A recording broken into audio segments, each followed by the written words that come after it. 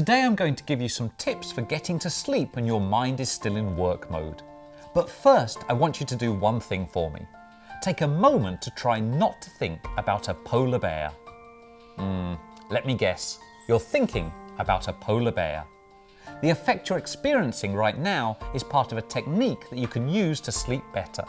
The idea started with an offhand comment from a famous Russian novelist. In the mid-1860s, Dostoevsky wrote, "Try to pose for yourself this task, not to think of a polar bear, and you will see that cursed thing will come to mind every minute."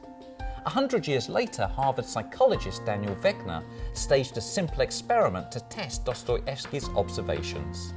Wegner had volunteers sit alone in a room and asked them not to think about a polar bear. They had a bell to ring every time they did. The theory was right. Trying not to think about certain things causes you to think the thoughts you're trying to avoid. The same type of reverse psychology works in many different contexts, with worriers, dieters, and smokers. And here's the good news. It also works on sleep. Several studies have shown that when people are asked to do their best to think about staying awake, they usually fall asleep within 10 minutes.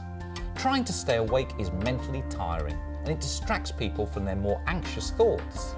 So while it may sound strange, if you're struggling to fall asleep, try to stay awake. Remember, try to keep your eyes open, you're allowed to blink, but don't read, watch television, use a computer, or move about.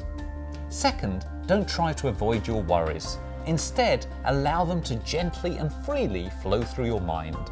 And if you fancy dreaming about a certain someone, spend 5 minutes trying not to think about that person before you nod off. Sweet dreams.